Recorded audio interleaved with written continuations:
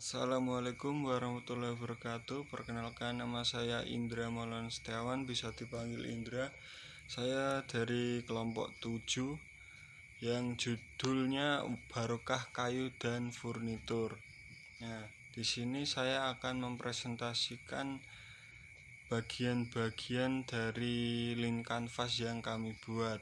Di sini langsung aja, yang nomor 1 ada problem dari link canvas dari bisnis kami.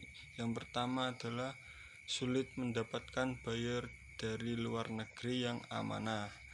Maksud dari sulit mendapatkan buyer luar negeri yang amanah yaitu ketika kita mendapatkan buyer atau pembeli dari luar negeri, kita harus berperilaku sopan dan beretika baik dalam penampilan ataupun komunikasi, agar buyer tersebut nyaman dengan kita dan tidak akan mengingkari janji.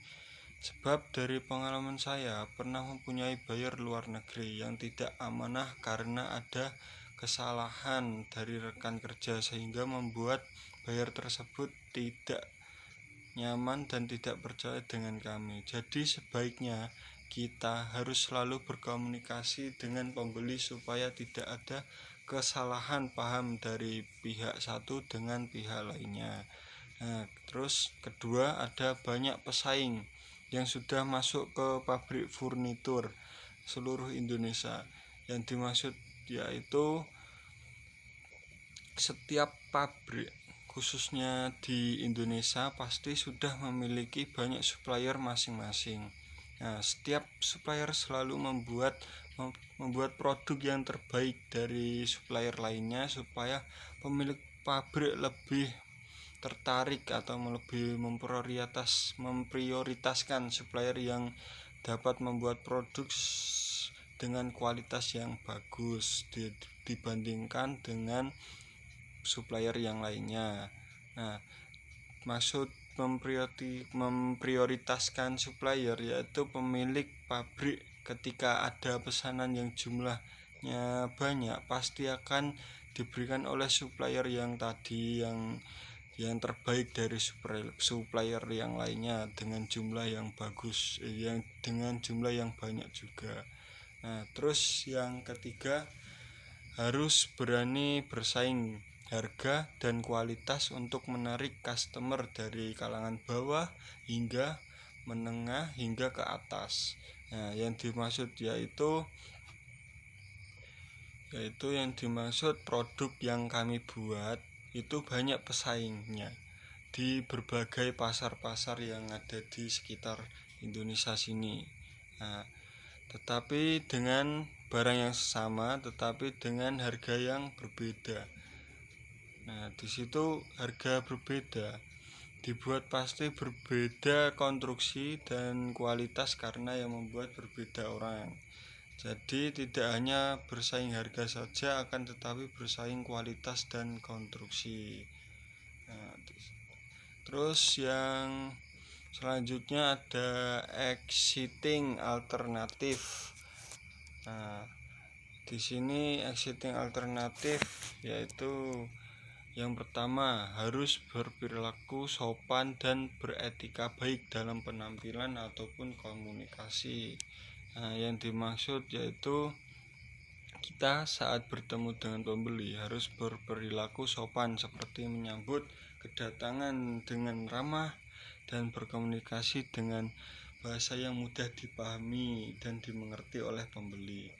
Lalu update harga dan berani mencoba pabrik baru untuk mengetahui hasil mana yang sesuai. Yang dimaksud yaitu selalu memberikan harga setiap ada order turun dari pabrik yang sesuai dengan jenis barang yang diorder. Mencoba mencari order dari pabrik baru supaya menambah penghasilan. Lalu ada lagi menyamakan harga produk dengan yang lain dan mencari bahan baku yang lebih murah. Yang dimaksud yaitu dengan menyamakan harga produk dengan yang lain dan mencari bahan baku yang lebih murah, yaitu melihat harga produk di berbagai pasar untuk membandingkan harga dan membeli bahan baku terutama kayu dengan harga yang lebih murah dan berkualitas. Lalu yang bagian nomor 2 ada customer segment. Nah, yang pertama perusahaan furnitur di luar negeri. Nah, yang dimaksud di sini adalah menyuplai barang ke perusahaan yang berada di luar negeri yang banyak peminat untuk membeli produk furnitur dengan harga yang lebih tinggi dan kualitas yang terbaik atau grade A.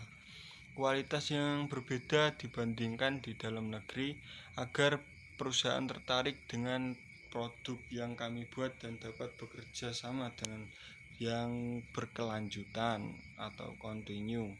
Yang kedua, pabrik di seluruh Indonesia, baik all grade maupun on grade. Nah, yang dimaksud di sini adalah menyuplai produk di berbagai pabrik khususnya di Indonesia dengan berbagai macam produk furnitur sesuai permintaan pabrik. Menambah pabrik akan dapat membuat usaha kami terkenal. Dengan begitu, kami dapat mengetahui kriteria setiap pabrik yang berada di Indonesia dan dari situ kami dapat menambah penghasilan yang banyak. Lalu ada yang ketiga, masyarakat dari kalangan bawah, menengah hingga ke atas.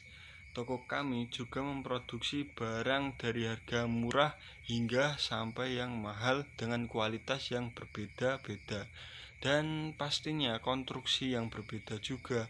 Kami juga dapat memproses produk sesuai permintaan pembeli dan harga yang dimiliki pembeli atau budget yang dimiliki pembeli. Dan bisa disebut juga barang custom ya. Sehingga masyarakat dari kalangan bawah, menengah hingga ke atas dapat membeli produk-produk furnitur yang dibutuhkan dengan harga sesuai yang dimiliki. Lalu ada early adopters. Yang pertama, memiliki customer yang mudah diajak bekerja sama. Maksud dari memiliki customer yang mudah diajak bekerja sama yaitu ketika ada customer yang akan membeli produk dari kami dengan jumlah sedikit maupun banyak dan customer mau bekerja sama sebelum membuat produk yang dipesan oleh customer harus membuat kesepakatan seperti memberikan DP 50%, baru kita berani untuk memproses. Setelah barang jadi dan barang sudah di atas ekspedisi, baru ada transaksi pelunasan. Setelah sudah lunas baru kita kirim ke tempat tersebut, tempat pembeli. Nah, terus kedua, memiliki customer yang komitmen dengan perjanjian. Maksud dari itu yakni sebelum memproses suatu barang yang dipesan oleh customer pasti ada perjanjian sebelum itu tentang pembayaran kualitas, produk, konstruksi produk dan tanggal pengiriman atau deadline pengiriman. Nah, terus ada yang ketiga, memiliki customer dengan payment yang baik. Nah, di sini maksud dari itu yaitu customer yang melakukan pembayaran produk sesuai dengan komitmen di awal dan tidak pernah terlambat membayar saat jatuh tempo, selalu membayar cash, tidak perlu tempo seperti cek gitu ya. Nah, di sini ada bagian nomor 3 dari Lean Canvas yaitu Unique Value Proof. Nah, di sini ya, yang pertama, pembeli yang membawa barang boleh menghutang money untuk menebang asal tebangan tersebut dibawa ke depo. Jadi ada pertukaran jasa di sini. Maksud dari itu yakni membawa barang boleh menghutang money untuk menebang asal tebangan tersebut dibawa ke depo. Jadi ada pertukaran jasa di sini, yaitu pembeli yang membeli pohon untuk ditebang akan tetapi pembayarannya dengan menghutang money. Setelah selesai menebang tebangan, Setelah selesai menebang, tebangan tersebut dibawa ke depo, jadi terdapat pertukaran jasa. Yang kedua, barang layak beli karena kami memperhatikan kualitas untuk hasil yang akan dikirim dan menerima jika ada barang yang kurang layak dibeli atau afkir. Nah, maksud dari situ yaitu kami membuat barang dengan sangat memperhatikan konstruksi dan yang kuat dan kualitas yang terbaik pastinya, sehingga banyak peminat yang ingin beli karena produk kami konstruksinya sangat kuat dan memiliki model produk yang menarik, yang unik dan kualitas yang terbaik, sehingga produk kami layak untuk dibeli. Dan ketika saat pengiriman atau barang sudah sampai tujuan ada beberapa kerusakan, pihak kami akan melakukan pengecekan ke lokasi serta membawa alat untuk menservis barang tersebut sehingga menjadi produk yang diinginkan ke pembeli. Nah, di situ. Lalu ada high level concept. Yang pertama, memiliki website yang sudah terkenal di berbagai negara. Maksud dari situ yaitu bisnis kami memiliki berbagai macam jenis alat promosi. Salah satunya yaitu website. Website kami untuk saat ini sudah berkembang di berbagai negara. Banyak orang yang telah berkunjung di laman website kami untuk melihat produk-produk yang kami posting di website kami dan sudah tertera harga juga ukuran.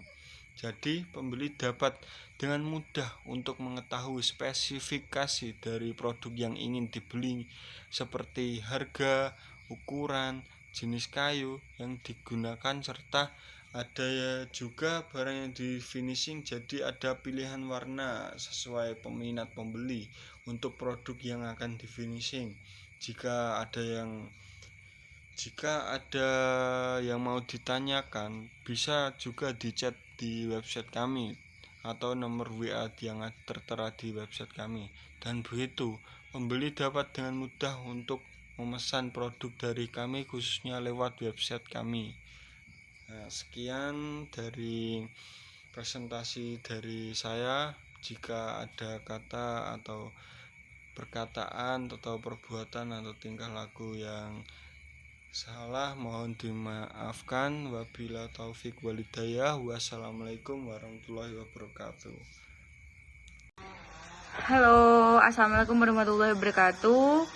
Saya mahasiswa Unisnu Jepara semester 4. Di sini saya mendapatkan tugas kewirausahaan untuk memenuhi ujian tengah semester dari Pak Ali. Perkenalkan, saya dari kelompok 7 dengan ide bisnis dari Land Canvas yang berjudul Barokah Kayu dan Furniture. Nama saya Cahaya Wulandari dengan NIM 2838. Saya mendapat 3 bagian dari kelompok saya, yaitu yang pertama solution, yang kedua unfair advantage, yang ketiga revenue streams.